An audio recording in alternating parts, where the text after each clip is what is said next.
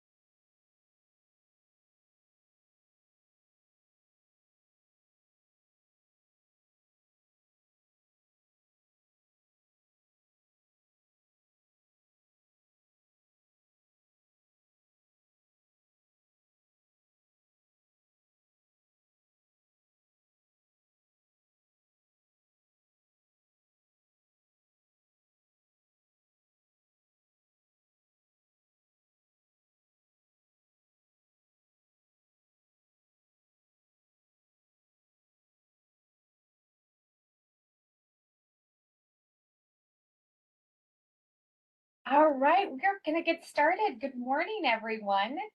I am Emily Miller. I am a regional resource specialist here with the Disability Services Division at DHS. I specifically work with Southeast Minnesota, regions 9 and 10. So, welcome to this chilly winter morning. We're glad you could be here. So this is our DSD January quarterly updates, our first one of 2026. So everyone has been muted as they've joined the meeting. All right, to ask a question today, it is just a little bit different. You're going to use the Q&A panel on the right of your screen under the Slido app. So we will address questions as they come. However, if we're not able to provide a response, we encourage that you then submit your question via the DSD contact form, and we will link the contact form at the end of today's presentation. All right, the DSD updates and the PowerPoint, the recording, it's all going to be available via that DSD training archive page. And you see the link that is listed here. Okay, we have a great agenda today. Some really good stuff. So during today's session, we will have a variety of presenters, a variety of topics. And then after we have our presenters, we're going to move on to reviewing the most recent updates within the last quarter that have come out from the Disability Services Division and some other DHS programs. We're going to end our time together today reviewing some upcoming training sessions, some webinars, and some other resources. So please note that information we share today is current as of today. So we want to encourage everyone to sign up for our e-list announcements so that you are aware of changes in a timely manner and as they are released. All right, quick joke of the day. Why was the snowman rummaging through a bag of carrots? He was picking his nose. All right, I'd like to welcome our first speaker today. We have John, who is here to review information regarding the Minnesota Supplemental Aid Program. Welcome, John. Good morning, Emily. Thank you for having me. I'm going to share my screen so everybody can see my slides. And if somebody could give me a thumbs up when they see my slides here. Let's see, which screen are we sharing? Let's try this one. Does that look right? Looks good, John. All right, awesome. Here we go. So thanks for having me this morning. My name is John Petroskis. I work here at the Department of Human Services. I'm responsible for the Minnesota Supplemental Aid Program, or MSA, which is the program we're going to be talking about today. I have 30 minutes to cover this program, and so I'm going to give you a kind of a basic introduction to how MSA works, who is eligible for it, what the benefits are, and some of the kind of special programs that people might not understand about MSA. So let's get started. Minnesota Supplemental Aid is a program that is in Minnesota. It's unique to Minnesota. Other states have programs that are similar to it, but the Minnesota Supplemental Aid program is our state supplement program for people with disabilities who receive income from federal disability insurance program, like the Supplemental Security Income Program, SSI, or the RSDI program, the Retirement Survivors Disability Insurance Program. So this is money that the state provides to people with disabilities in addition to the money that they receive from federal disability programs. Our program is separate from the federal programs. It's not something that people receive as part of their SSI or RSDI payment. People have to apply for it separately. It's issued to them separately. In other states, the two are much more mingled. So, for example, in California, people get a supplement from the state of California, but it's added to their SSI payment. So it just comes as one payment. We don't do it that way in Minnesota. We keep ours separate. Not everybody who receives SSI or RSDI is eligible for Minnesota Supplemental Aid. We'll talk about some of the reasons for that in a minute. This is a state-funded program, so the cost of this does not come from the federal government. It comes entirely from the state of Minnesota and our taxpayers. And it is a program that is for Minnesota residents. So if a person is receiving Minnesota Supplemental Aid and they leave the state, their eligibility for Minnesota Supplemental Aid ends. They may be eligible for a supplement in a different state, but their Minnesota eligibility has to be is tied to them residing in Minnesota, being here and living in Minnesota. It's a program that does not provide a large benefit for most people. The amount that most MSA recipients receive on a monthly basis is about $81. That's kind of our standard cash benefit. Now, that might not sound like a lot, but if you think about it over the course of the 12 months of a year, that's almost $1,000 or the equivalent of one additional SSI payment per year. So if you look at the cumulative value of this program, it's significant for people who are really low income folks receiving SSI benefits. There are ways that people can receive more MSA benefits, and we'll talk about those at the end of the presentation. There are what we call special need programs that, if a person is eligible, can provide additional MSA resources for certain basic needs. And we'll, like I said, we'll talk about that when we get there. But most people on MSA just get $81 a month, and that's it. We do provide different amounts for people in different circumstances. You see on this slide that there is a different MSA rate for people who are in a married couple, both of whom are receiving disability benefits. And then there is an amount that we pay to people who are in nursing facilities when their SSI is reduced. When people go into a nursing facility, you may know that their SSI can be reduced down to $30 a month. We know that that's not enough for people to meet their basic needs. And so we provide a little MSA to bring them up to a standard where they can meet their personal needs. And that is a little bit more than the $81 we provide to most people.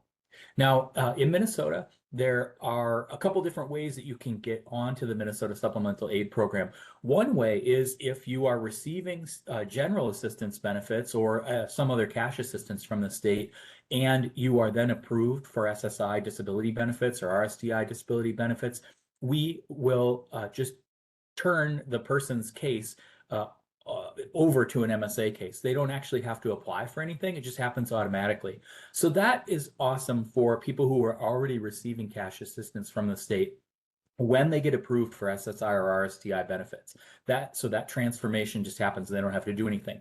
However, there are lots of people who are not on cash assistance when they start receiving SSI or RSDI benefits. They have to apply for the assistance from MSA. We don't go out and look for those folks. We don't have a way to know that their SSI or RSDI gets turned on and then just start their MSA for them.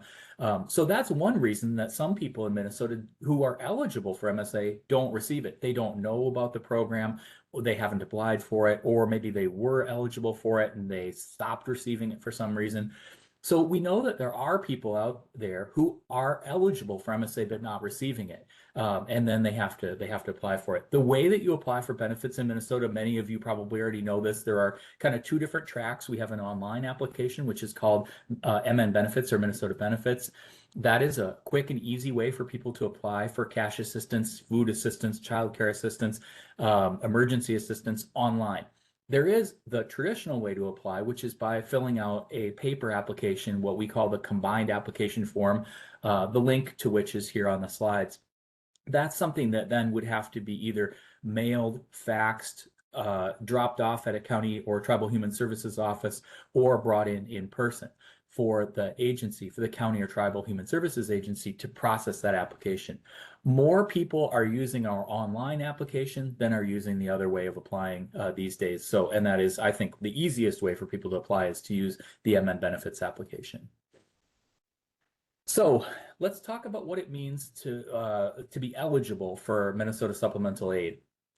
There are two categories of eligibility, or two different, what I like to think of as two potential avenues for eligibility for Minnesota supplemental aid.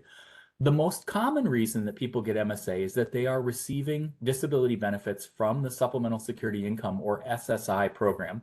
And for those of you who work in this field, you know SSI is an important income support that's provided by the federal government to people who are disabled, blind, or elderly, and who have limited or no income and no or limited resources or assets. SSI is a program that people qualify for on the basis of having a disability or a disabling condition or being elderly. You don't have to have worked a certain amount of your life to qualify for the SSI program. You simply have to have a disability that qualifies you for the program. And if you receive SSI, your SSI benefit is capped at a certain amount. There is an amount that nobody receives more than. And that amount right now is $994 a month. That's what we call the federal benefit rate. There is a different disability program, and it's still possible to be eligible for MSA if you don't receive SSI benefits. People who are blind, elderly, or disabled and would be on SSI, except they have a little bit too much income from other sources, can also potentially be eligible for MSA benefits.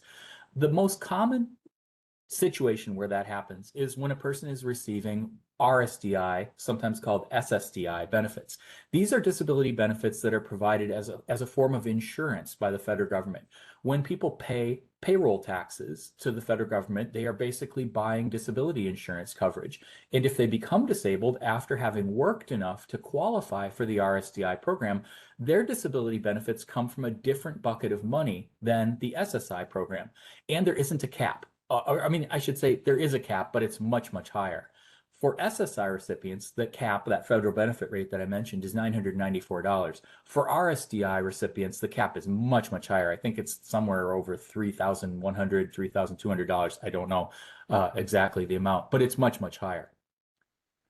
Either way, a person who receives SSI benefits or a person who would receive SSI benefits, except for income that they're receiving from another source, typically that's going to be the RSDI program, could potentially be eligible for MSA. It's not a guarantee, but this is kind of the first requirement that people have to meet in order to be considered for the MSA program. So let's take a little bit more of a walk through this. Anybody who receives any amount of SSI benefits is considered to be an SSI recipient. I said the cap on SSI was $994 a month. There is also, you can get as little as $1 per month in SSI. We still consider that to be an SSI recipient. So we don't really care how much SSI a person actually receives. Some people get $994, some people get $1, and many people get something that's in between. Maybe they're working and their SSI benefit is reduced because of the wages that they earn. Maybe they have income from another source and their SSI is reduced. Maybe they live with other people and they receive less SSI as a result of that. We can work with any of those situations with the MSA program. Like I said, it isn't guaranteed that a person will be eligible, but receiving any amount of SSI is basically kind of like the first thing that people have to show to be eligible for MSA. Alternatively, people who don't receive SSI, their income is too high to even qualify for $1 of SSI. Well, often that is because they are receiving RSDI benefits. They worked, they became disabled, they qualified for these federal disability benefits from the RSDI program, and those benefits are significant enough that they are not eligible for SSI. Typical situation would be for MSA, we might see somebody with an RSDI check or benefit amount of $1,100, $1,200, $1,300 a month. We sometimes see people applying who have higher RSDI benefits than that, but typically those people are not going to be eligible for reasons that I'll explain as we go. I like to think of MSA as a program for people who receive SSI or who receive relatively low amounts of RSDI. And when I say relatively low amounts, I don't have a specific dollar amount that I can attach to that for reasons that we'll get to in a minute. It's hard to say, well, here's the absolute, this number will work, that number won't work. We really have to look at the person's income, whether that is from RSDI and work, or from work alone. So this is the first thing that we have to show to make a person eligible for MSA.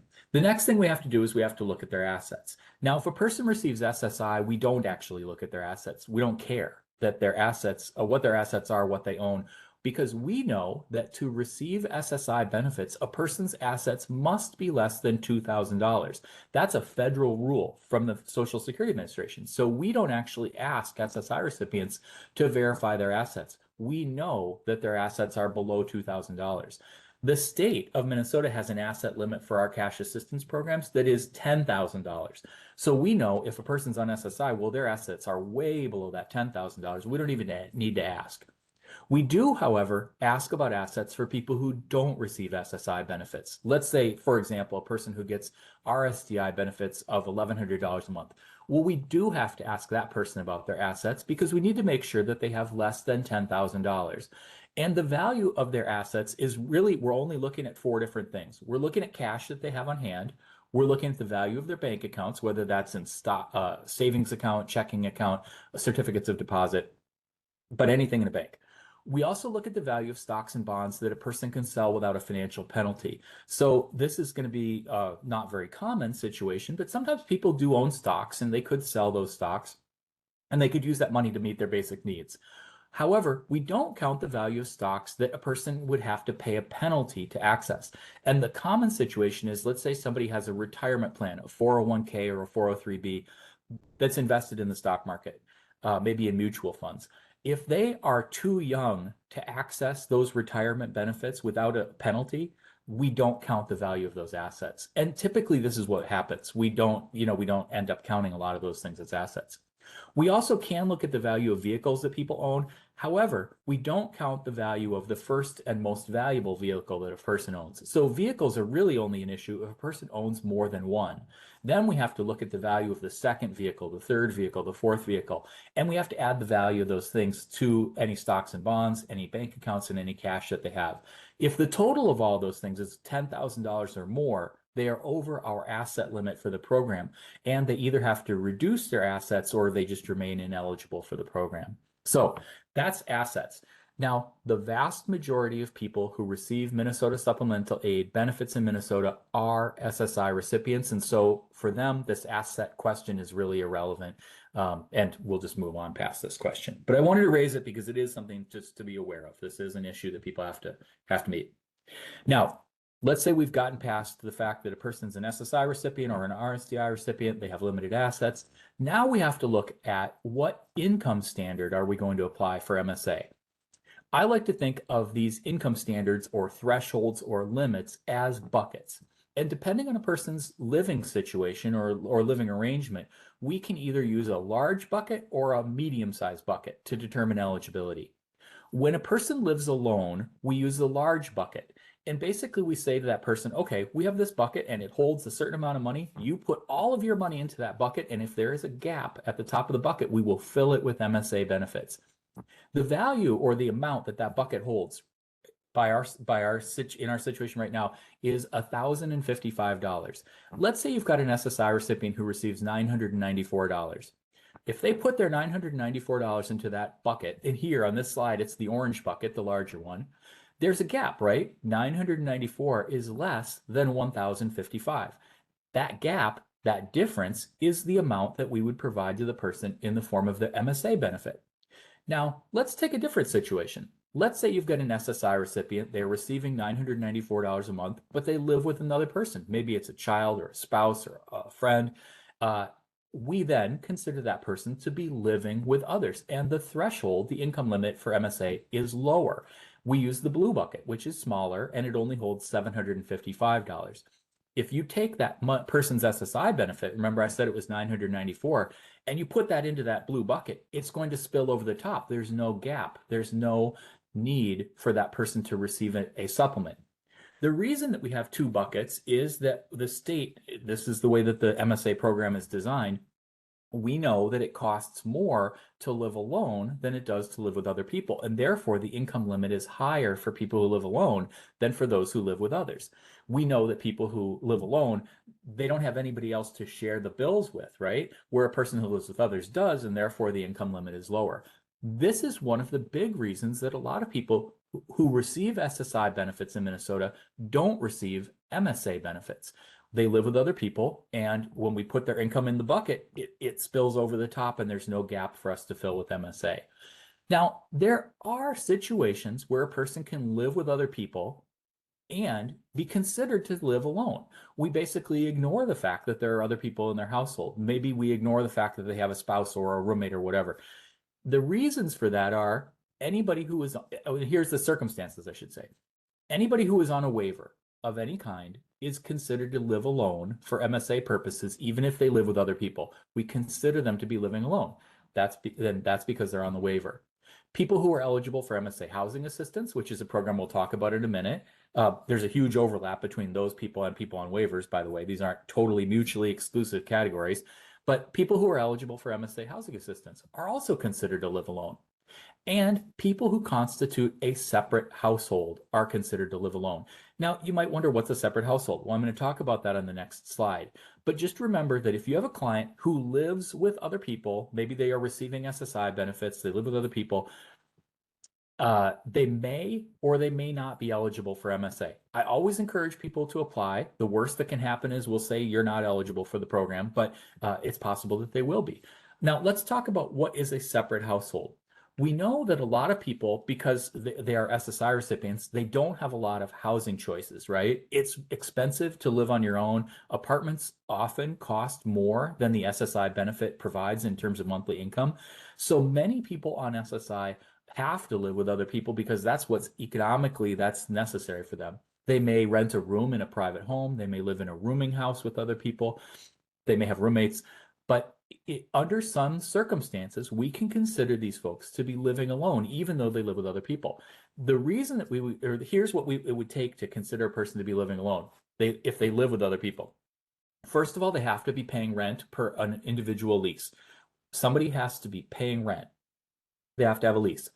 They have to purchase, prepare, and eat their meals separately from the other people in the dwelling. So maybe they're renting a room in a private home. They get their food, they cook it in a microwave in their room, or maybe they share the kitchen but they don't make meals with and share those meals with the other people, maybe the homeowner or the other people who rent rooms there.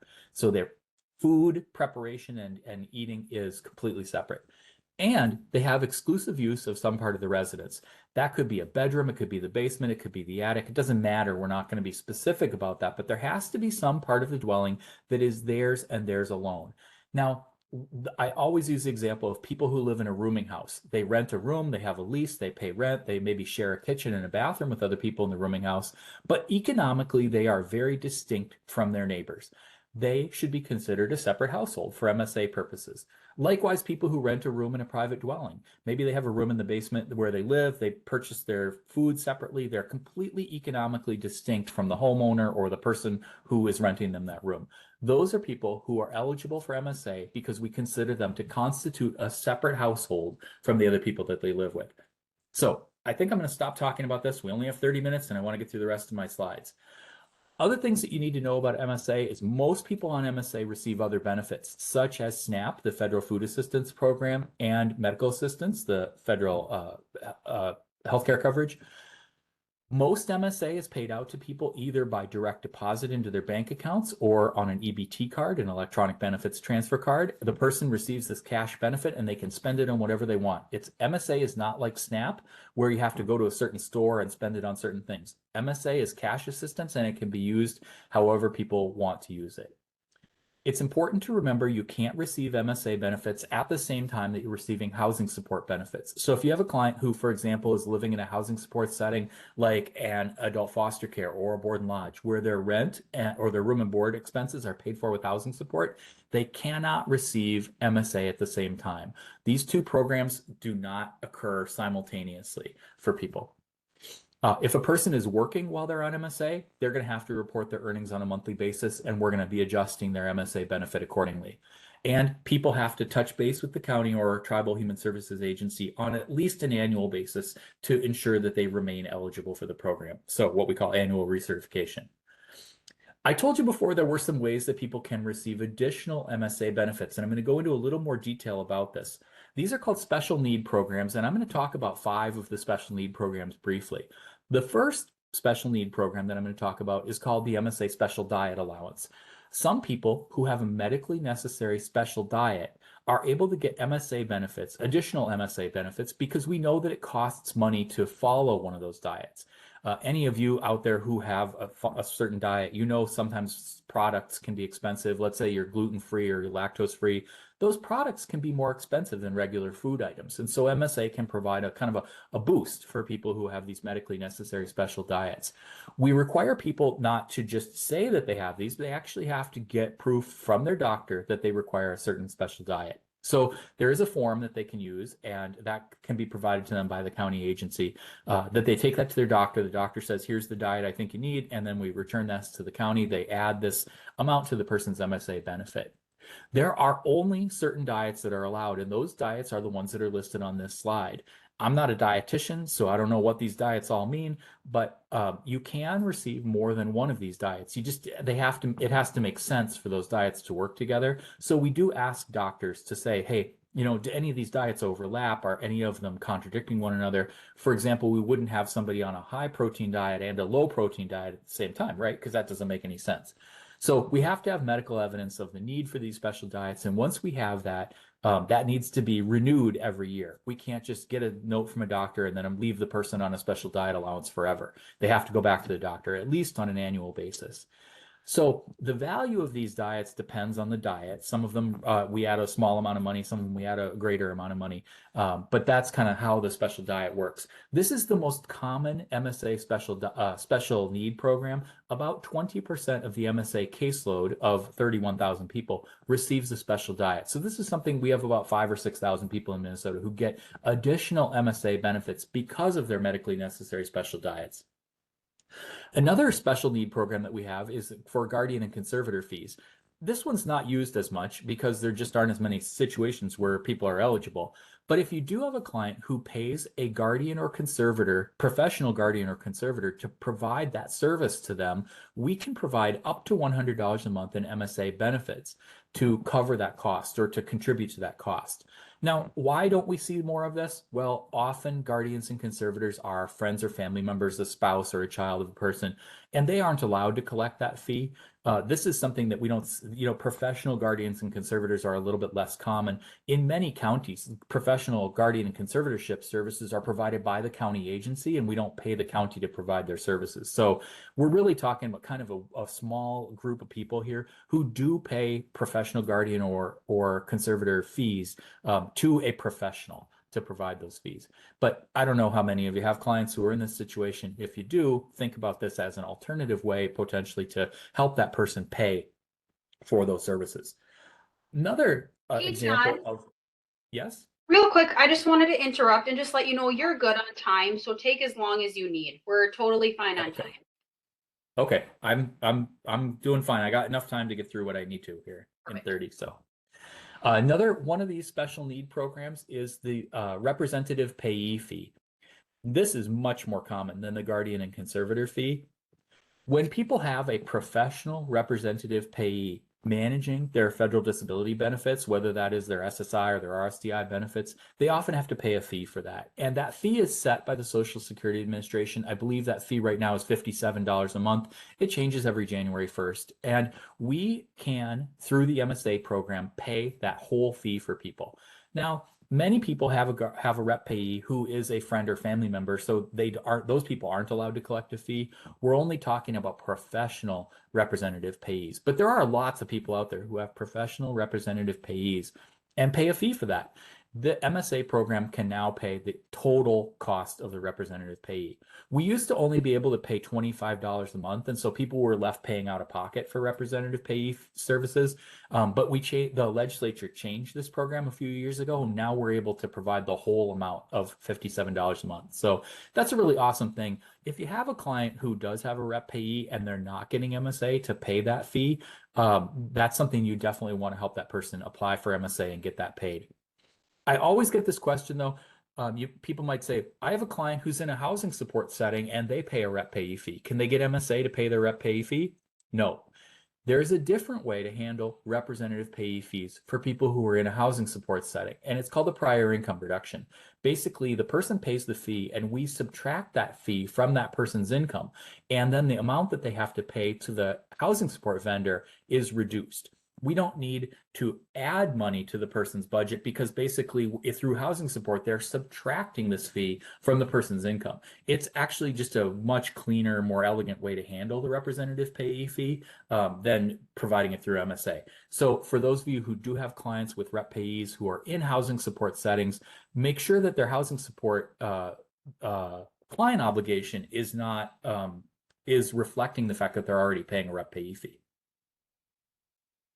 There is a MSA special need program for home repairs, and I just want to mention this one briefly. It's not often used, but if you've got clients out there who are eligible for MSA and they happen to be homeowners, whether that is a regular home on a foundation or a person who owns a mobile home in a mobile home park, we can provide one-time assistance to help them make necessary repairs to their home so that they can continue to live in the community.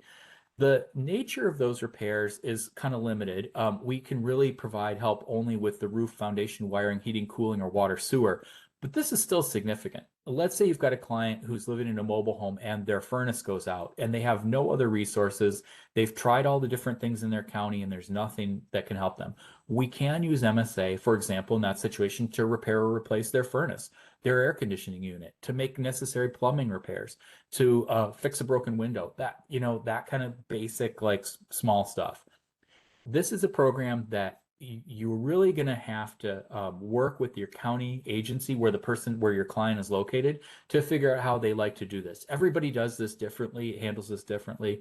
So it's really hard for me to say, hey, well, this is exactly what you can expect. But just know that there is this home repair program out there. It is an awesome way for people who, if they have reached the end of the line, basically financially, they don't have anywhere else to go. And they need to make these necessary home repairs, we can do this. We don't pay this money to the client. We pay this to the person or the vendor or the company that's making the repair. So for example, if a person was getting a new hot water heater, we would pay the plumber to put that hot water heater in. We wouldn't pay the client who then would pay the plumber. We would have the county would pay that person directly, what we call a vendor payment. So that's just something to be aware of. The last of the special need programs I want to go into in a little more detail because I think this is one of the programs that you may be aware of this program already, or maybe your clients have heard about people being on this program and have asked you about it. MSA housing assistance is a way for some people in some circumstances to get additional MSA benefits to help them pay the cost of their housing. It's not an easy program to qualify for, and this slide shows what it takes to be eligible.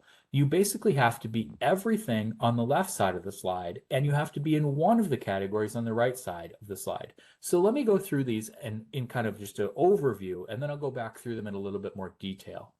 This, like I said, it's going to seem complicated, and it is. The first time you help somebody get MSA housing assistance, you might say, wow, this is just a lot, but it gets easier as you go. So to be eligible for MSA housing assistance, a person has to be eligible for MSA. I want to be clear, they don't have to be actually receiving it right at this moment, but they just have to be eligible. Either they're an SSI recipient or they're a little bit over income for the SSI program. Typically, that's going to be a person on RSDI and or working. They have to be under the age of 65. They have to have housing costs that exceed 40% of their gross monthly income. And they can't be living in subsidized housing or receiving rental assistance. Now, let me go back through this again real quick. Eligible for MSA. That just means that they're either an SSI recipient or they would be, except for the other income that they're receiving typically from RSTI and or work. They have to be under the age of 65. Now, they have to be under the age of 65 when they start receiving MSA housing assistance. They can continue to receive MSA housing assistance after their 65th birthday. However, if they stop receiving MSA housing assistance after they're 65, they can't start again. They're basically grandfathered in if they started before the age of 65, and they can continue to receive it until they don't receive it anymore. And then once it ends, it's done for good. But basically start under the age of 65. A person's housing costs have to exceed 40% of their gross monthly income. Well, what does that mean? Well, we have to do a little bit of math. Let's take the example of a person who's on SSI. Their SSI benefit is $994 a month. We're going to round it up for ease of calculations to $1,000 a month. 40% of that amount is what we're talking about, or $400. Now, most people pay more than $400 a month in rent in Minnesota, right? Because we know that rent is much more, especially if they live alone. Rent can be 2-3 times that much, easily 2 to 3 times that much. They have to pay at least 40% of their gross monthly income. We're not counting MSA benefits in that gross monthly income. We're counting just their income before the MSA benefit. So we're just looking at SSI, for example, or for a person on RSDI, let's say they get $1,100 in RSDI, we're looking at that amount. Let's say they have $1,100 from RSDI and they work. Well, we have to look at some of that work income. And I'll give you an example of how we do that in a slide that's coming up. But we have to look at the person's costs versus their income. Now, who does not meet that category? Anybody in a rental assistance situation. Anybody who lives in public housing, anybody who lives in HUD subsidized housing, like a HUD 202 or 811 building for people with disabilities or people who are elderly, where the rental subsidy is attached to the apartment. People who are on the Section 8 program using a housing choice voucher, people who are using any other kind of voucher where their rent is a portion of their income. These are situations where the person's not eligible for MSA. Categorically, they are not eligible if they are living in any kind of subsidized housing arrangement. Whether that is project-based or voucher-based, doesn't matter, but subsidized housing precludes being eligible for the MSA Housing Assistance Program. Now, you might be thinking to yourself, wow, okay, I actually know people who fall into this category. I know people who are eligible for MSA because they receive SSI or a small amount of RSDI. They are under the age of 65 and they pay way more than 40% of their monthly income in unsubsidized housing, right? This is a big category of people. Well, here's where it gets narrow. Now we have to look over at the right side of the slide, and the person has to fall into one of these categories. Either they are relocating to the community from an institution, they're eligible for personal care assistance services, they are receiving waivered services, or they are transitioning from the housing support program. I'm going to tell you what each of those means in greater detail. Relocating to the community from an institution means that the person is either coming out of a hospital, a nursing facility, a regional treatment center, an intermediate care facility for people with developmental disabilities, or an intensive residential treatment services setting, IRTS setting. When I say they are coming out of one of those settings and moving to the community, I mean they have been in one of those settings for an extended period.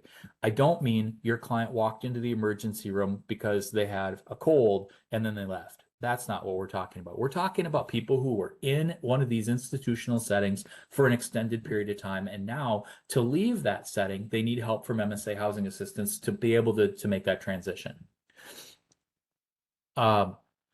How close in time does it need to be, this relocation? Well, I always, there isn't a hard and fast rule about this, but I always say there has to be some connection between where they were and where they're going. I was born in a hospital, but I'm not still transitioning to the community from that hospital, right? That was a long time ago. There has to be a nexus between where they were and where they're going. It doesn't have to be, however, that they directly left the hospital and moved into an apartment, but there has to be a connection.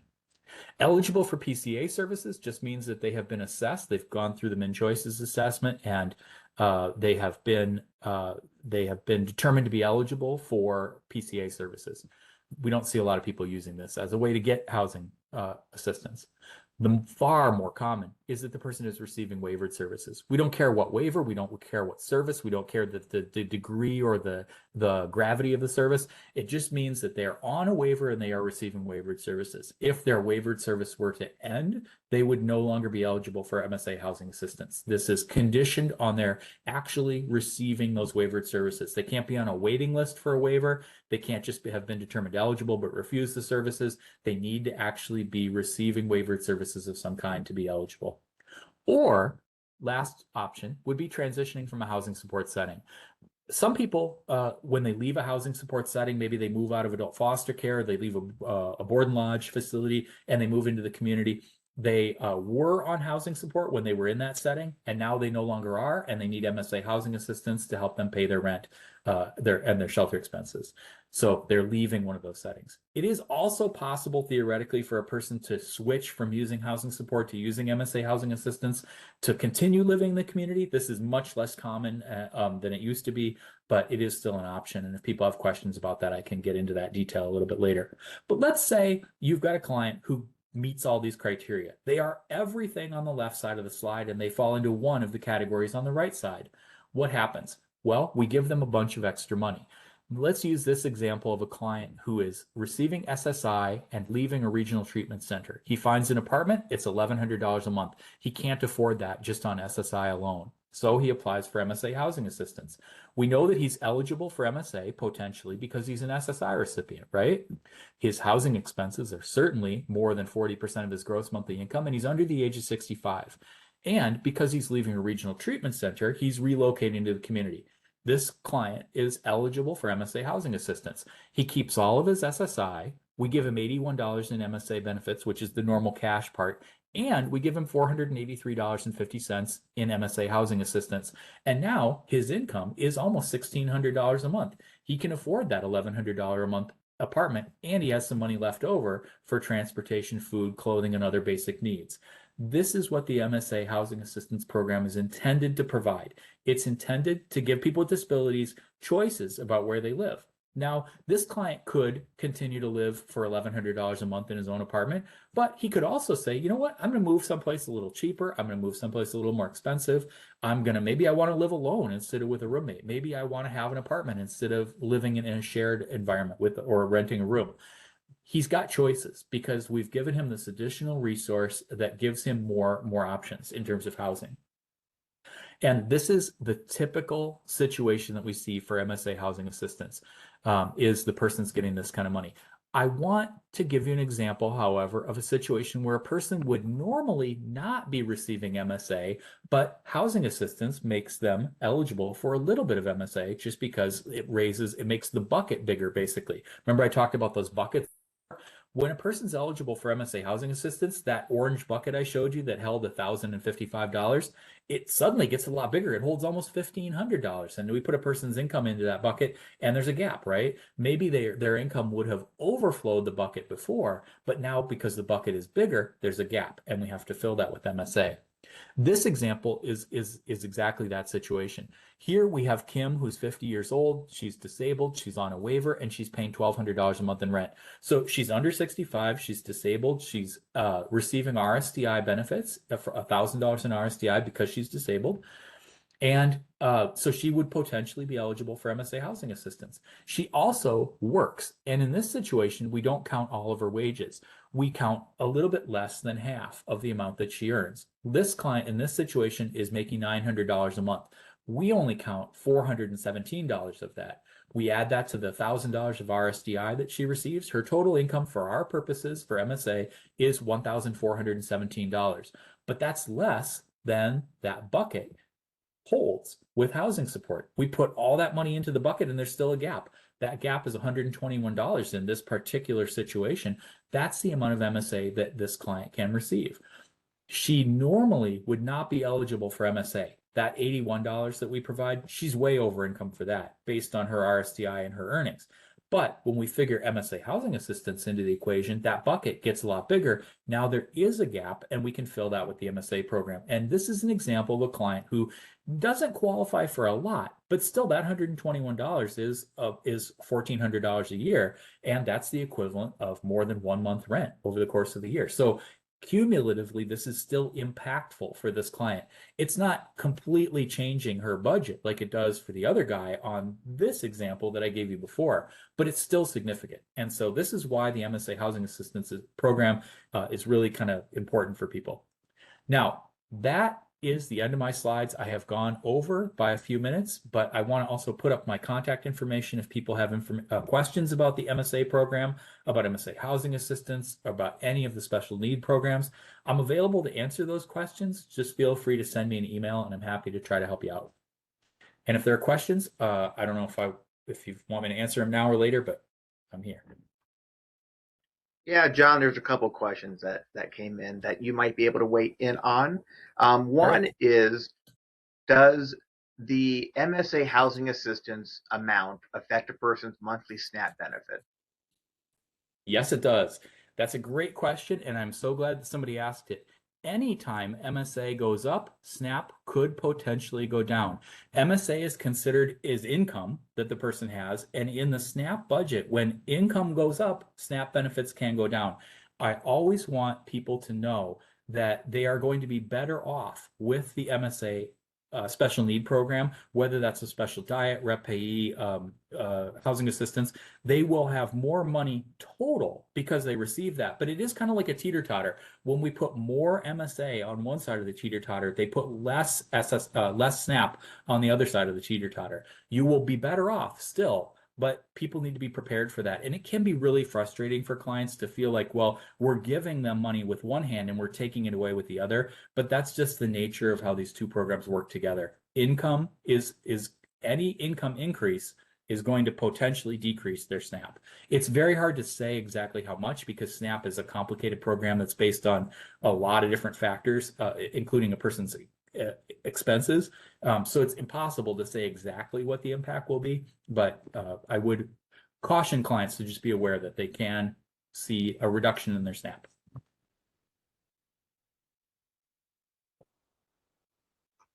All right, we have definitely some questions rolling in now. And I'm happy to take those offline too if it's easier. Right now, it's fine. The next question that came in is, how does the spend down figure into the calculation for MSA and housing assistance? I can't answer any questions about spend downs. We don't accommodate, we don't budget spend downs in any way for MSA. And I don't know what MSA does to a person's spend down.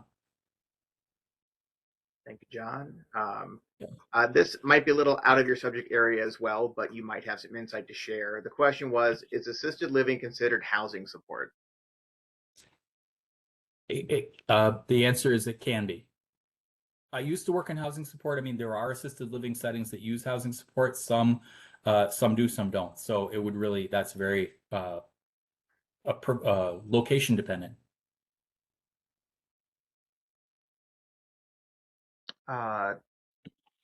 Probably the last question here that I think you can answer. Does this work for mortgages as well, or only rental spaces?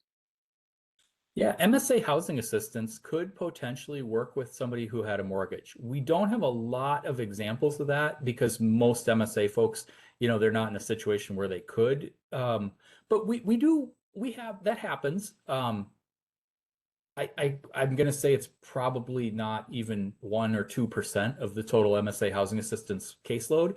But it does happen. It is possible. So, yeah. All right. Thank you, John. All Any right. other questions? I'm not seeing any other at this time. Are you, Kyle? Well, I'm here. I'll stick around for a little bit if people want to, email me questions or any of that. But thanks so much for having me. John, you are a wealth of information, and it was a pleasure to listen to you. Thank you for all that you shared today. I feel like my mind just got glitter bombed.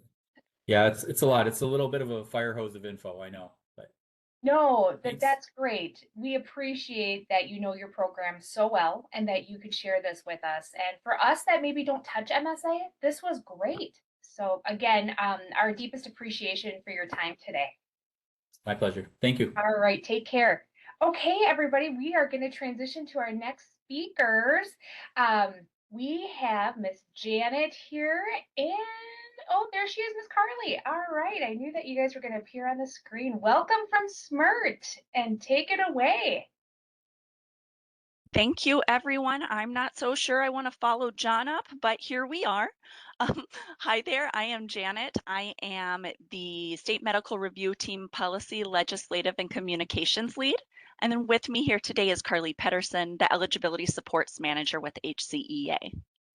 We're here today to share some information about a change in case processing for healthcare eligibility that is required for the state to be in compliance with a particular code of federal regulations. That's also referred to as a CFR. So the clarification has to do with the interpretation of a CFR relating to the interaction of State Medical Review Team, or SMRT, disability certifications and Social Security Administration issued medical denials. We've been working really closely with healthcare eligibility policy and healthcare training team to ensure that this information is understood by financial workers who will be taking the action on the healthcare cases. This was presented to the financial assistance leadership at the county and tribal nation level on December 12th and to financial workers on December 18th. Procedures have been updated for consistent processing for healthcare applications and active cases, and information on this topic is going to be sent out via e-list for additional communications with case managers, social workers, and MnChoice's assessors. And we're hoping that will be either next Tuesday or the Tuesday after. And of course, we're here today to review it with you since you are all an integral part of this process and help guide people through it. Just a little bit of background information. I do want to spend a little time on this so we can explain how we discovered the misinterpretation. I am very much a person that likes to know the why behind things, so hopefully this is helpful for those of you who are like me in that sense. So the Code of Federal Regulations that we are referring to provides guidance on the requirement to make a determination of disability if certain circumstances apply. This also requires the State Medical Review Team to withdraw SMRT referrals for applicants or enrollees who have had a Social Security Administration, or SSA, final disability determination denial issued, except in certain circumstances. A little bit more information is that this previous interpretation of the Code of Federal Regulations was made over 16 years ago. At that time, SMRT had some different leadership in place, and we think that some of those shifts occurred around the time when METS was implemented. And there were also some changes made to the previous HCPM, or the Healthcare Programs Manual, which no longer exists, and gradually certain practices started falling by the wayside. Some additional background on how we identified this. We were updating the language in the Eligibility Policy Manual, also referred to as the EPM, in relation to the expedited criteria for SMRT decisions that passed during last year's legislative session. And this CFR came up and was reviewed.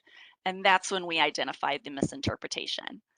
During a time that there's so many changes going on and so many clarifications that are taking place, we did want to highlight the how, so that way it could be better understood. I want to remind everyone that this is not technically a change in policy or statute, but a correction in processing cases that are in alignment with the statutes. And we now have procedures to help people understand and apply these regulations consistently. All right. So on to the clarification of the CFR. SMRT is bound by all final medical denials issued by Social Security, not just those issued at an administrative law judge or ALJ hearing level. What is a final determination? A final determination can technically be made at any level, initial, reconsideration, and hearing, and that may be considered final and is therefore binding until it's changed by SSA. If an enrollee is denied by SSA and does not appeal that denial at every level, that decision then becomes final. So in short, if the medical denial isn't appealed, the decision becomes final and is binding on SMRT. Another thing to note is that previously issued SMRT certifications may be overridden by final medical denials from SSA. Do want to keep note keep it noted in your mind that every time I'm referencing a final medical denial, it does not apply to technical denials or non-medical ones. Um, Technical denials are denials that medical evidence was not taken into consideration for by Social Security. Typically, those are seen with people who are over income or assets, and they don't even quite get to the review of medical information because they get screened out. So those are the ones that SMRT can continue to move forward with no matter what, even if there was a denial for technical reasons. And so once again, it's important to remember that even if a certification of disability was issued by the state medical review team, that decision may be overridden by a final SSA medical denial. We're going to cover a little bit more about that here in a while. All right. I want to talk a little bit more about appeals, or talk a little about appeals and SSA determinations. As we previously mentioned, if an enrollee is denied by SSA and does not appeal, that decision becomes final. And remember, a final medical denial is binding on the state medical review team and overrides a SMRT certification. With all of that in mind, individuals applying with SSA do have the right to appeal if a denial is issued. Technical denials, or those non-medical ones, also can be appealed, but the outcome of those don't impact the ability for SMRT to make a disability decision. The appeal window is 60 days from the date of issuance. A person may have longer if it's determined that they have good cause for not appealing the case within the standard time frame. That is determined by SSA on a case-by-case basis. A person can appeal at any level of decision, initial, reconsideration, and ALJ hearing. And one thing to note is that if a denial is issued at the ALJ hearing level for the purpose of having a disabled basis of Medicaid eligibility, that is considered final, even if they do appeal that particular decision. Again, trying to make it concise and simple terms after giving you lots of information. If someone chooses to apply with SSA, it's going to be in their best interest to continue to appeal if a medical denial is issued, and to continue to appeal until they're no longer able to do so.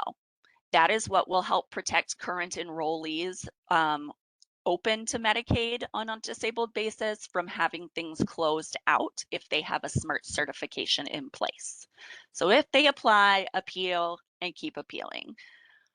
While we're on the topic of appeals, I wanted to make sure everybody knows that we have notified the appeals division about this clarification with the CFR. They have the background information and the explanation of the shift. They stated that this is going to be shared with the human services judges and staff, and we're really hopeful that this is going to help with potential varying interpretations from judges. So they have been given a heads up about this shift. All right, now we'll talk a little bit about the impact on the healthcare eligibility. As of January 1st, the state medical review team began withdrawing referrals with previous final medical denials that were issued by Social Security unless specific criteria were met. So, want to be very clear, this is not being done in bulk. This is an individual process. Cases continue to get reviewed individually in the order received. So there's not a way for us to do a bulk withdrawal or anything like that, and that is certainly not our goal. SMRT withdrawals are not an appealable action. The reason for this is that no decision is issued due to SMRT being bound by that previously issued decision from SSA. People will still receive a notification if their referral is withdrawn, and it will have a citation of this Code of Federal Regulations. This cleanup effort is the one that SMRT is going to be actively involved in. Again, this is our currently pending referrals, but we want to be sure that county and tribal nations are aware of what should be referred to SMRT going forward, as new referrals do have the requirement to obtain certain verifications, which is the responsibility of the financial worker to obtain and request. And that is going to be needed for people whose denial reasons cannot be verified using trusted electronic sources. who have had a medical denial issued, and who are appealing, or those who are alleging new or worsening conditions. More on that requirement shortly. Another thing is that workers are required to take appropriate case actions if SSA has issued a final medical denial. SMRT is bound again by the final SSA medical denial unless certain criteria apply.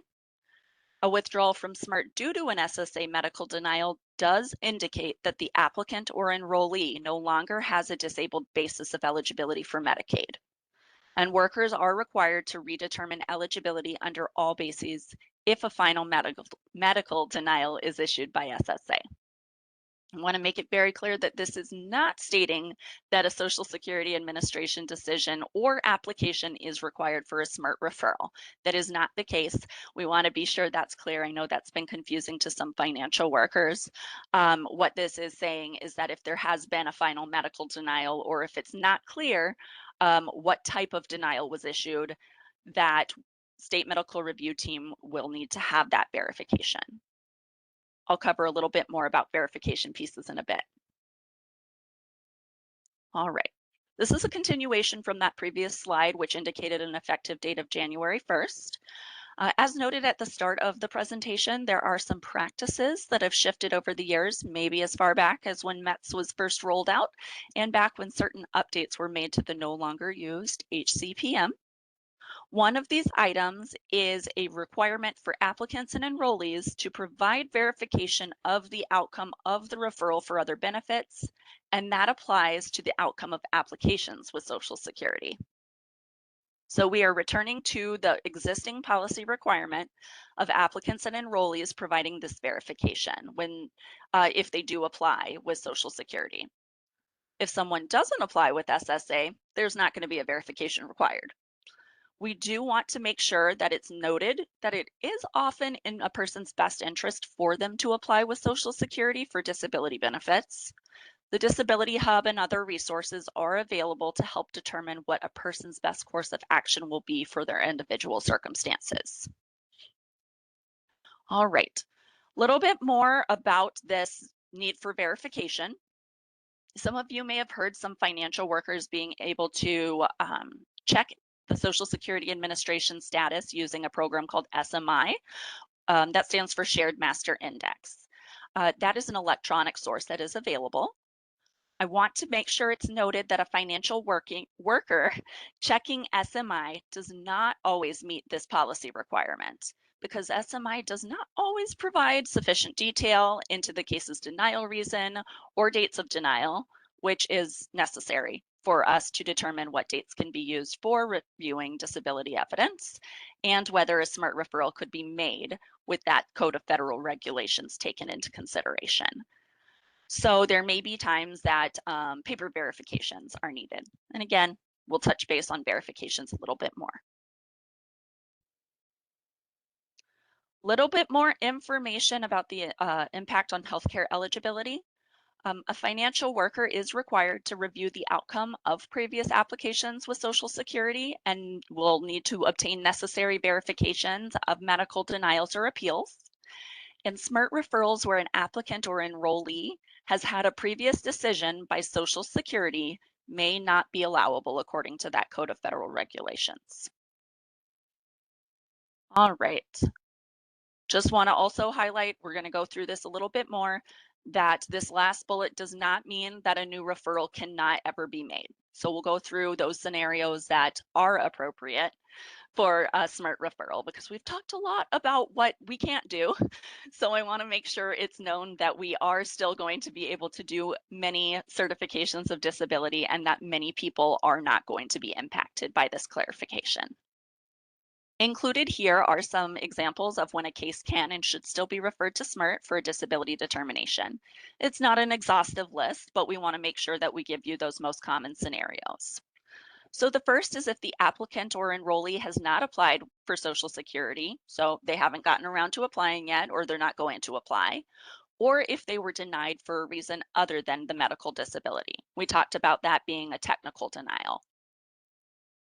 For new SMART cases, the applicant's Social Security or SSI or RSDI application is pending or is being appealed, so a decision has not yet been made. If it is being appealed, we'll want to make sure that we get that verification of the appeal to make sure that it's not considered that final denial. The applicant or the enrollee has applied for both Social Security disability and Medicaid or MA under a disabled basis.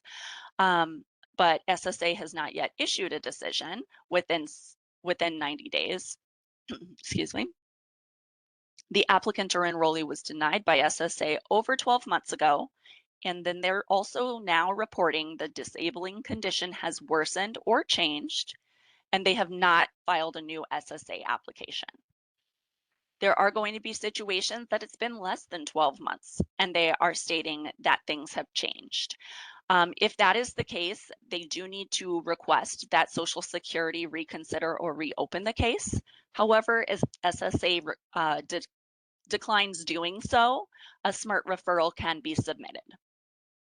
And then scenarios that an applicant or enrollee who previously had a certification of disability through Social Security no longer meets those non-disability requirements. So income, assets, or working too much, but they might still qualify under Medicaid's disability standards. All right. As noted before, not everybody that is open to MA under a disabled basis of eligibility is going to be impacted by this return to compliance with the CFR.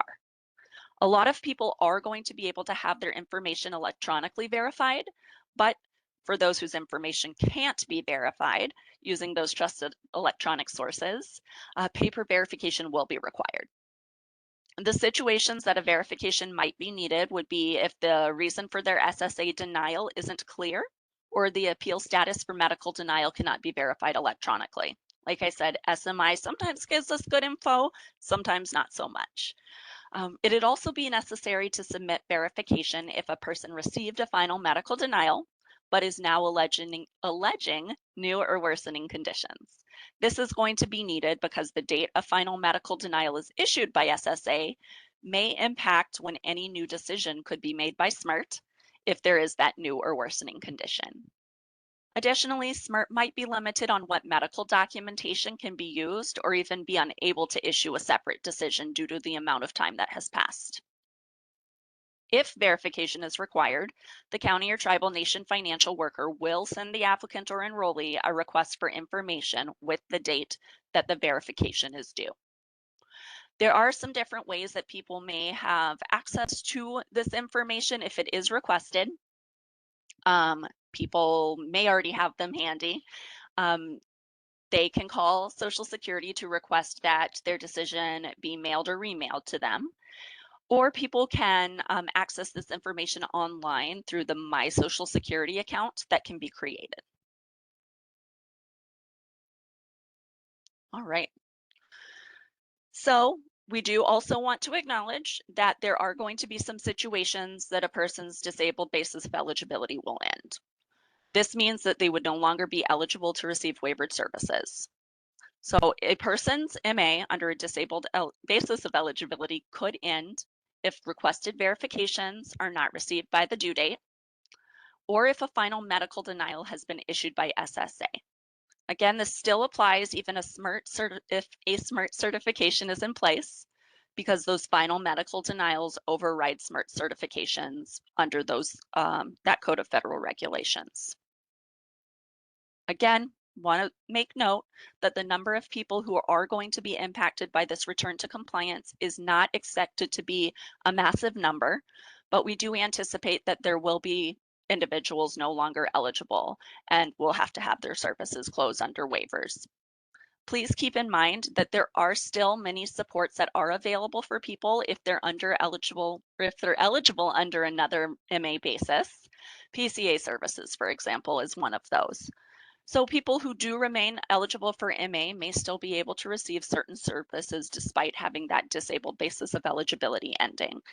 And for those situations, people will be the state agency, no, I apologize. The financial worker will request any additional information that is required to redetermine that basis of eligibility under another basis, and also look for their potential eligibility under any other MHCPs or Minnesota healthcare programs. All right. Earlier, I mentioned SMRT can conduct disability reviews for people who have had a final medical denial issued in certain circumstances. If somebody reports that they have a new or worsening condition after their final medical denial was issued by SSA, SMRT may be able to do that, like I said. Prior to SMRT being able to do this, though, the person would need to submit an application, a supplemental application, and any verifications necessary to pursue the MA disabled basis of eligibility. That might also include verifications showing the last denial date from SSA if it can't be electronically verified. So again, if they're closed off of that disabled basis of eligibility, they can still reapply for that, and a new SMRT referral wouldn't be necessary. And there's a chance that if they were completely closed off of Medicaid, they would need that new application. However, if they're still open under a different basis of eligibility, a supplemental application would be appropriate. Before I wrap things up all of the way and we move on to questions, I want to make sure that you know that if you have questions on a case and the financial worker is uncertain on the appropriate actions to take, feel free to remind the financial worker that they can reach out to the training team email address with procedural inquiries or submit a health quest if there is a policy related question. You guys aren't stuck. Obviously, you can also reach out to your policy folks, but I think most of this is going to be surrounding the actual healthcare eligibility piece, and that would be the most appropriate avenue for questions to be filtered. And one more thing before I start with the questions is in relation to TEFRA level of care. I just wanted to put out a reminder that all TEFRA cases must be referred to SMRT for a level of care determination. This is a statute requirement.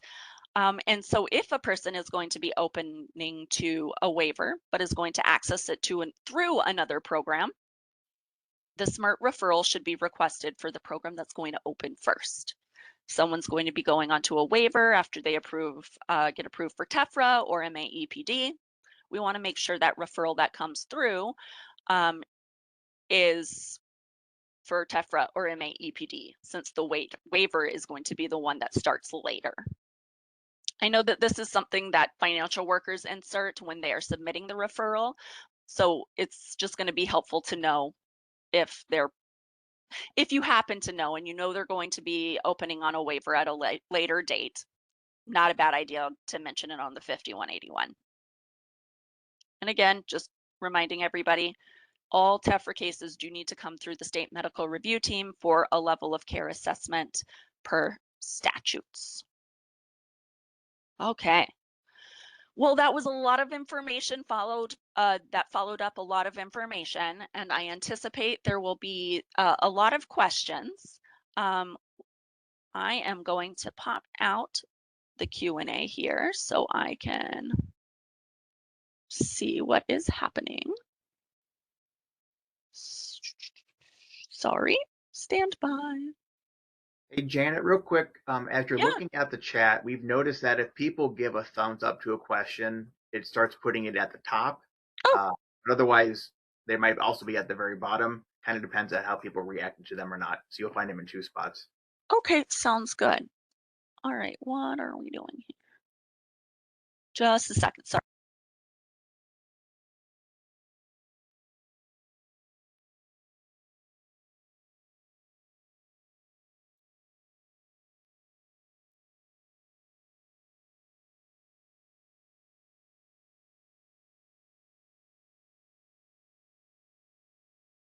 So what I've managed to do is move my screen so I can't expand it completely. So I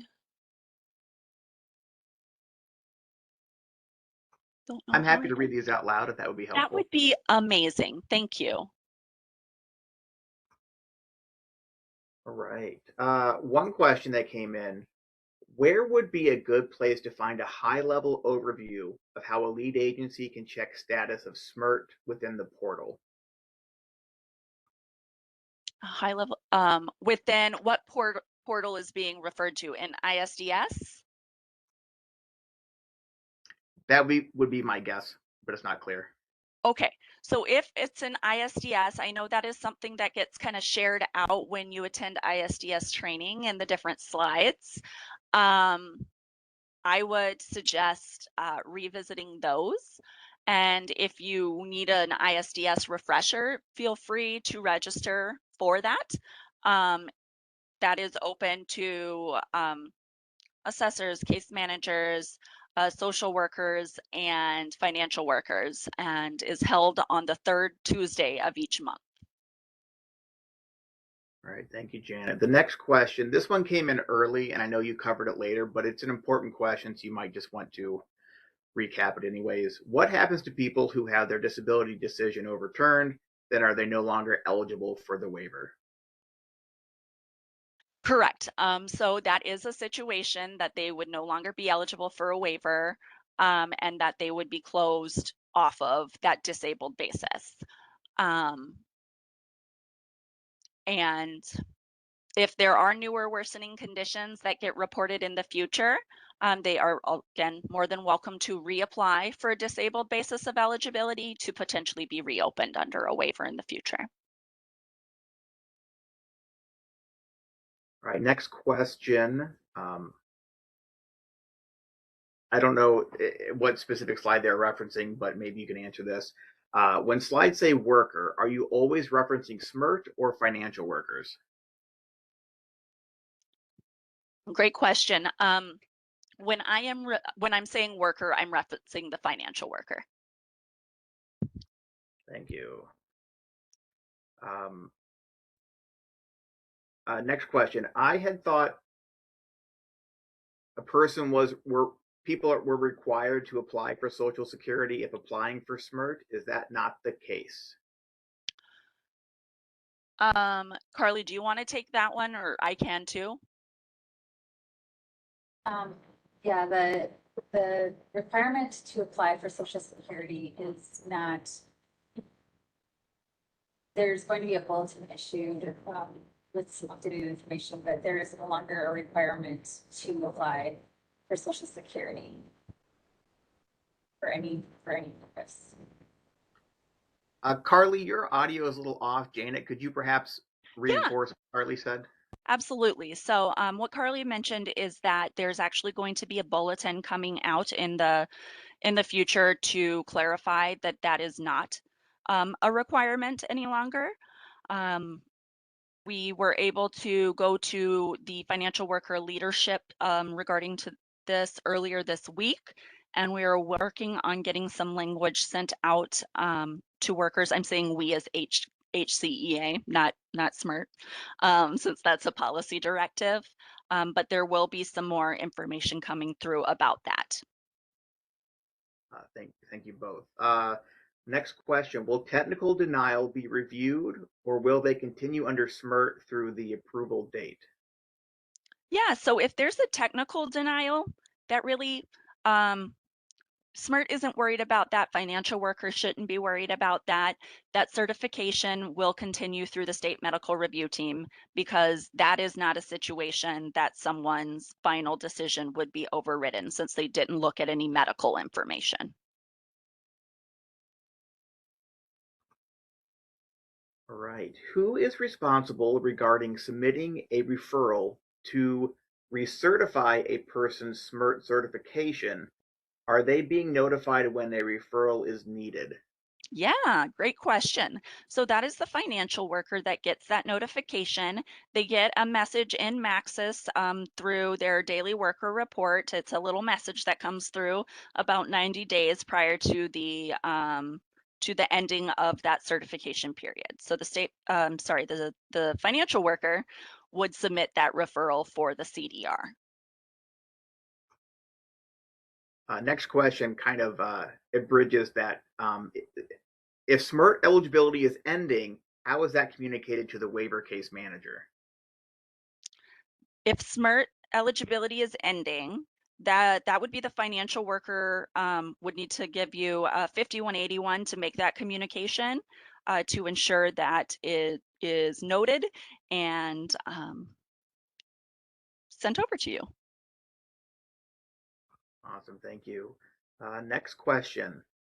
Is a TEFRA application required if someone was certified disabled for CADI, but then chooses to end the waiver, but need ongoing medical assistance to access CFSS? Sure, excellent question. So if they are still going to be enrolled in a disabled basis because they are over income under the income-based rules, then yes, a new referral would be needed because TEFRA level of care requirements are a little bit different, and the statute does require SMRT to do all of those decisions. So they could still technically remain open while that redetermination is taking place. But they can't be opened on TEFRA until it is confirmed that they meet those level of care requirements. All right. If a person receives a SMRT denial due to a final SSA denial, does their CADI waiver need to end immediately due to not having a disability basis, or does this end at the same time as MA, which is end of the month, as these dates do not generally align? I can't, since I am not a waiver policy person, I can't speak to that completely. I would say I'll default to that group as far as that goes. However, I do know you'd still have to give the legally required amount of time to share that their services would be ending or service agreement would end.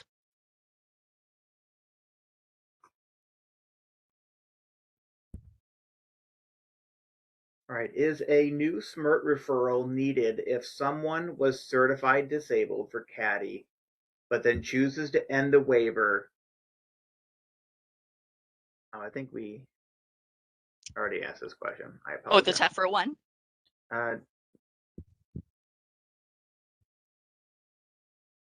Okay. Can you provide some clarification on the ALJ step? Is this different from other hearings for SSA disability? Yeah, so there is the first time that somebody can appeal is if they get that initial denial. They would appeal that. That goes to a reconsideration. And then if they are denied at that level, they would go in front of a reconsideration for a reconsideration hearing. And then if that gets denied and they appeal, then it goes to an administrative law judge or an ALJ. And that is the one that is even if they decide to appeal that, which is pretty few and far between because the ALJ process is pretty significant, that they no longer have that Medicaid a disabled basis of eligibility under Medicaid per the state regulations. Hopefully that helps clarify it. Okay. This next question hits on a few things I think you've answered, but kind of puts them together maybe. As a waiver case manager, this may impact quite a few of our clients. What are the timelines for previous case reviews and corrections? And will it also allow case managers to provide at least the 10-day appeal notification to clients? Also, how will case managers be notified if their SMRT status is changed? Yeah. So the timeline is it's going to be the same if it's a change in circumstance that gets reported. So to say the worker is working on something and they're reviewing, the financial worker is working on something and they're reviewing the case holistically and they realize, oh, this was a final medical denial that this person has. They are no longer eligible. They would use the same communications through that 5181 to notify you if that basis of eligibility is ending. One thing to note is that technically, while this redetermination under all bases is being managed and done, they keep their status because that status is protected until it's determined they're no longer eligible under a different basis of eligibility, or if they don't respond to the information that is required in the timeline necessary. The other thing is that they may come across these when they are going through their annual healthcare renewal. So I would say that that's kind of the latest of the date that they would come across these cases. And also in scenarios that there is a continuing disability or CDR review coming up and they're looking over everything. So this is not something that we're giving like a list to the agencies to go through and kind of screen out right away. That's not something that we're doing. This is something that's going to be a gradual roll depending on what's going on with the case. Oh, and sorry, the question about the 10-day appeals notification to clients. Again, that's going to kind of depend on when those communications come through from the financial worker on the 5181, but that would be my expectation, is that they would send that over to you when they are processing that information to determine they're no longer eligible, and then send off that 5181. With the information related to when coverage is closing, and they can't close it with that out at 10-day notice unless it's at renewal. All right, this next one is a request for clarification. It says, SMRT is not reviewing referrals if they haven't applied for SSA benefits, but they are putting out a bulletin indicating this is no longer needed. They are also denying if SSA has denied. SMRT will complete a disability certification if the person has not applied with Social Security. That is not a requirement for a SMRT referral, and the need to apply for Social Security in general, that piece is going to be issued through a corrected or updated bulletin.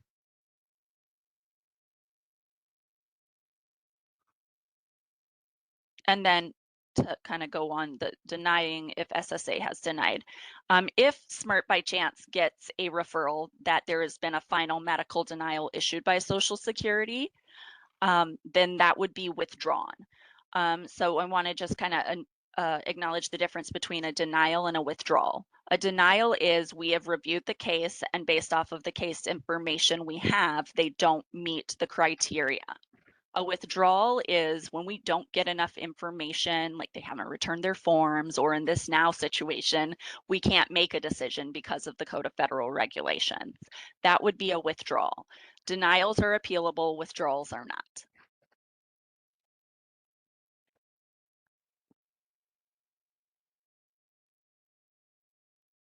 All right. If the person is already approved for SMRT or TEFRA and then requests a waiver, do we need to submit a new SMRT request? No, if they are already approved for TEFRA, that is one more step in the SMRT determination process that isn't required for the waiver. If it was the other way around and they were going to, they weren't screened for a level of care for TEFRA initially because they were just going to go straight onto the waiver, then a new referral would be needed, but not vice versa.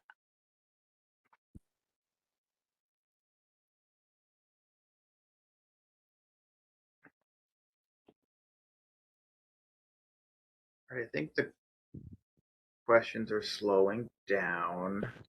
I will say it's possible we missed some questions. Again, they kind of bounce around if people give reactions to them, so we might be missing some. If somebody has a question, as we outlined earlier, please send them in. But I do see some questions popping up. Really, and I know you identified you really can't answer these, but when it comes to the timelines on when the person would no longer access the waiver, it's probably just important to remind people that medical assistance eligibility is a requirement to access the waiver. So if a person loses MA eligibility, the waiver must close the date that MA closes or makes the person ineligible. So the waiver wouldn't continue if they no longer have MA. So because they couldn't continue to pay out supports and services. Just important for, I think, for our audience to hear that. Oh, more questions popping in.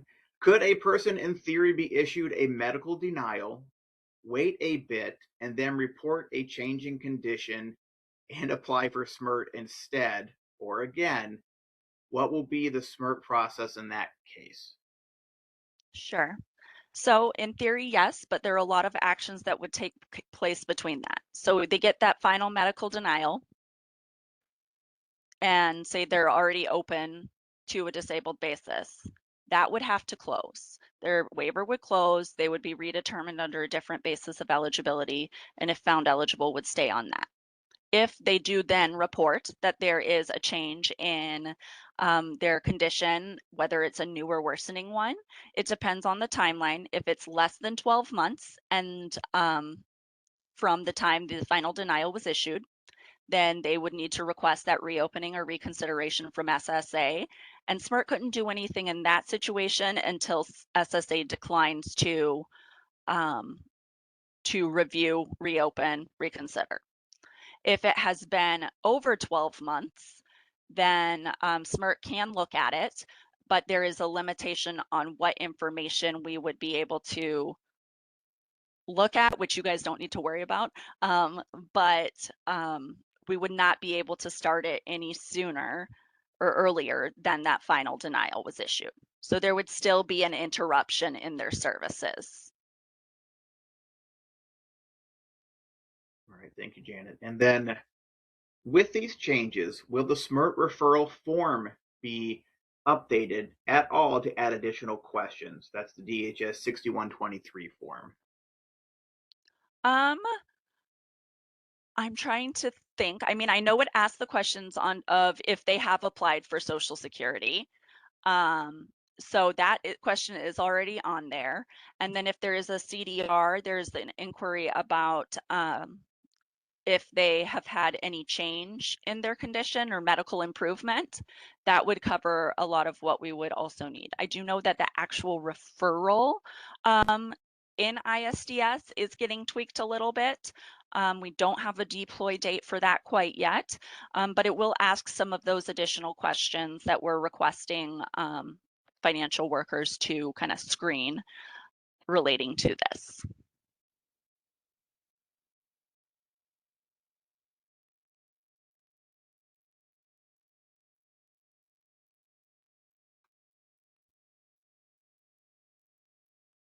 All right, I think those are our questions for now. Thank you both, Janet and Carly, for putting this together. Again, if people have additional questions or if we missed any, please send those in. If it's waiver policy related to on the DSD contact form, and if it's more specific to eligibility, as Janet had said, talking to the financial workers is your first route to do that. And if they can't answer the question, they might need to escalate it through their pathways to get questions answered. Yes, and there is that e-list that'll be coming out in the not too distant future. So keep an eye out for that. And of course, feel free to reach out to SMRT if you're just stuck.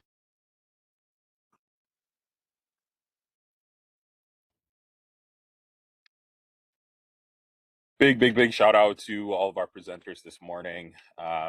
Thanks again, John, Janet, and Carly, all for joining, answering some questions, presenting on some incredibly valuable information for this group.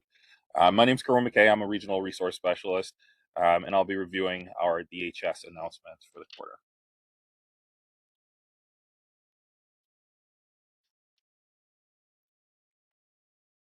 So an upcoming e-list will be providing additional clarification and guidance for lead agencies related to the implementation timelines for CAC, CADI, and DD waiver amendments that are currently under CMS review.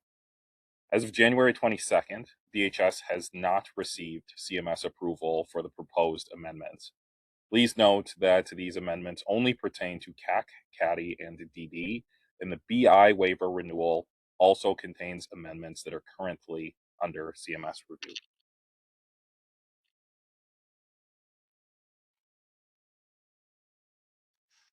As of now, DHS cannot implement waiver amendments until we receive CMS approval.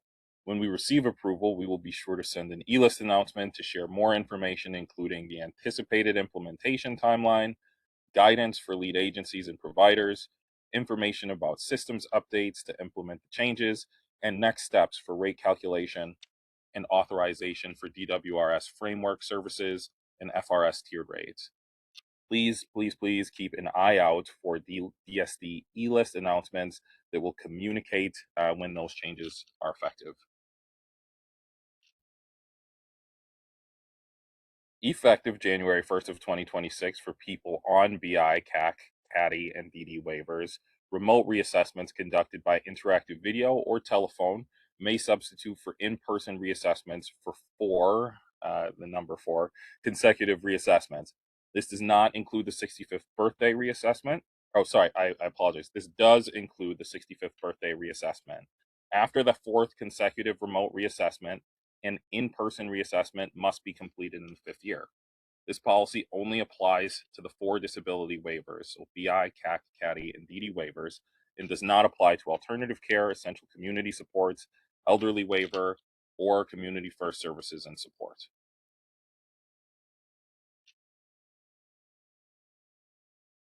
DHS and other state agencies are implementing some new direction and authorities to combat fraud in response to recent executive orders issued by Governor Walz. DHS created a new website for lead agencies, partners, and providers to use to monitor our ongoing response to fraud, waste, and abuse of Medicaid programs. For information related to program integrity, we would invite you to review the e-list announcement on the slide. DHS has also contracted with a third-party vendor to conduct prepayment reviews for 13 services per the governor's press release.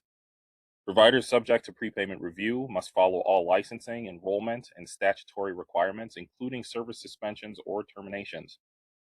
Refer to DHS's frequently asked questions webpage for more information about that prepayment review process. It will have our most current and up-to-date information and will be updated regularly.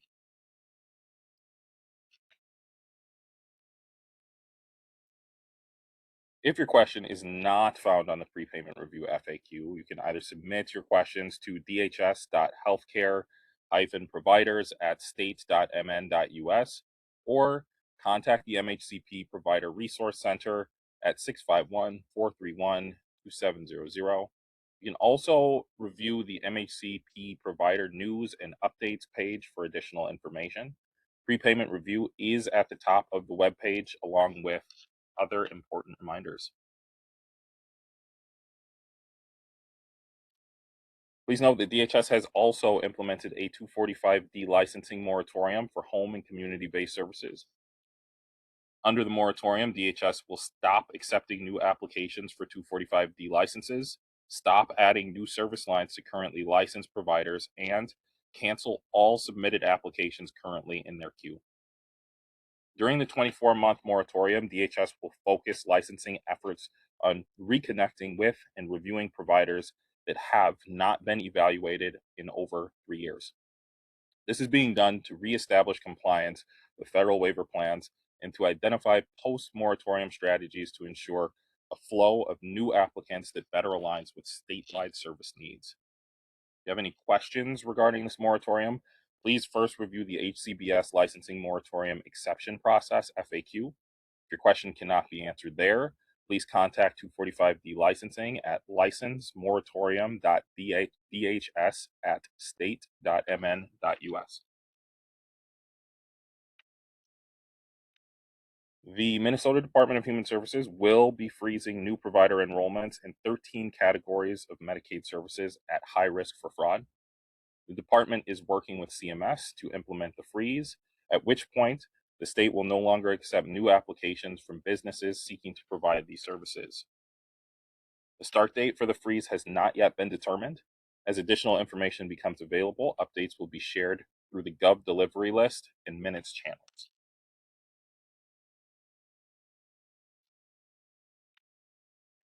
The Minnesota Department of Human Services is also implementing a temporary licensing moratorium for adult daycare.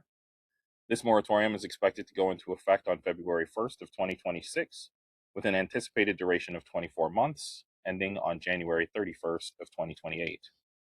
Under this moratorium, DHS will stop accepting new applications for adult daycare licenses and cancel all submitted applications currently in the queue. As additional information becomes available, updates will be shared again through the Gov delivery list and through providers' minutes channels. DHS has also created new interactive modules on conversational interviewing as part of our ongoing commitment to strengthen MinChoice's certified assessors' skills, which are available to view in TrainLink. During the MinChoice's assessment process, conversational interviewing can be used to gather information, support meaningful engagement, build trust, promote person-centered interactions, and help ensure equitable outcomes for people receiving services. For additional information, please visit the e-list on the slide. And as of January 1st of 2026, people whose disability began before the age of 46, this was previously 26, are now eligible to open a Minnesota ABLE account.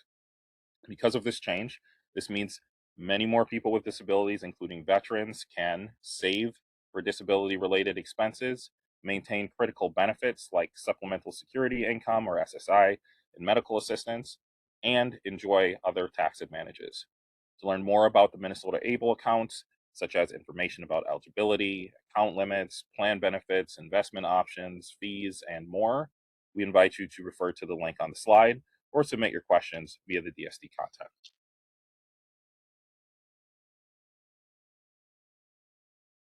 Also, as of January 1st of 2026, case managers must verify that all sections of RMS Worksheet Day in Employment Services, aka DHS 6790M, are complete before they authorize services. DHS will use DHS 6790M to begin gathering data about wages and hours worked under pre-vocational services. We're still determining how we will track wages and hours worked under pre-vocational services, but we will be sending e-list announcements to share more information when the process is finalized.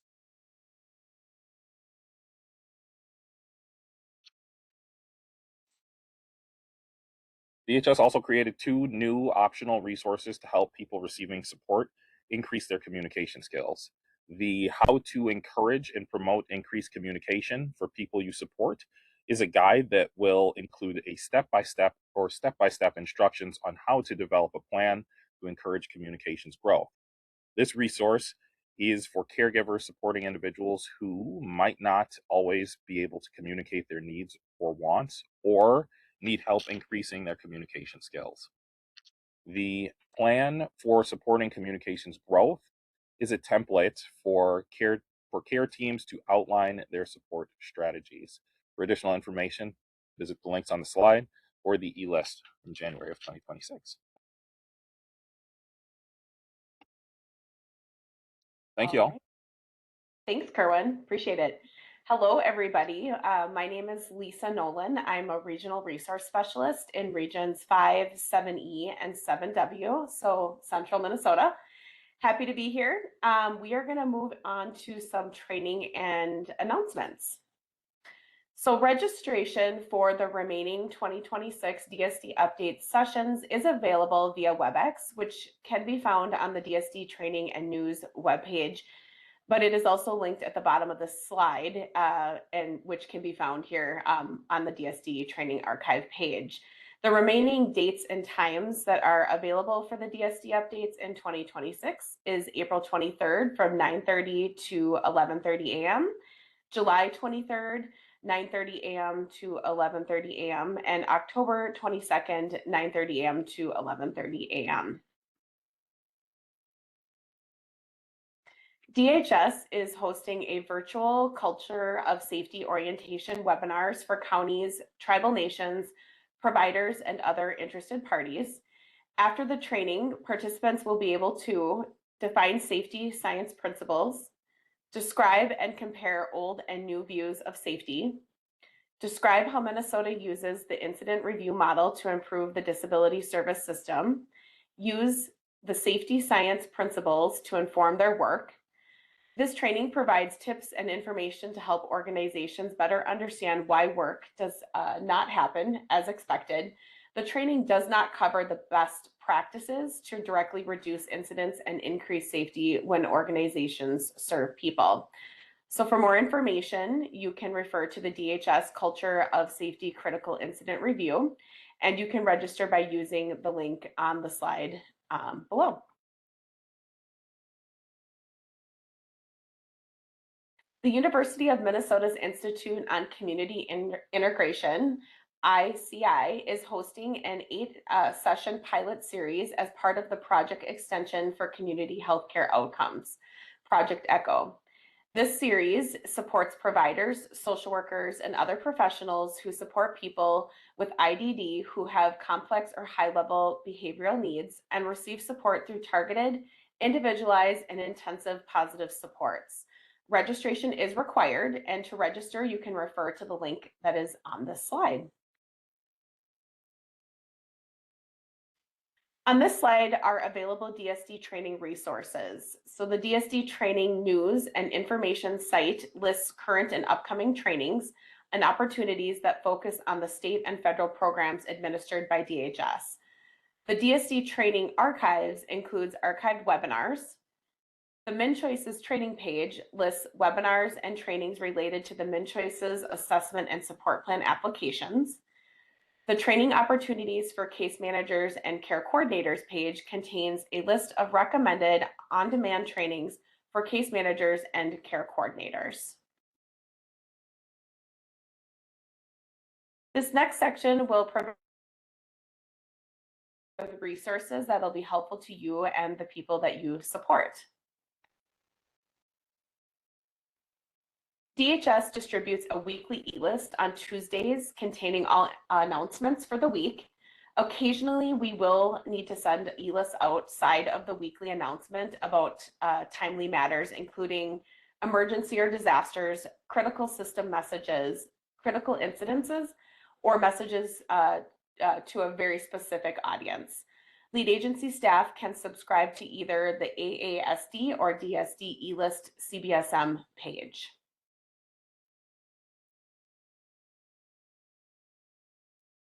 Here are some of our foundational resources for communication and policy references for DHS.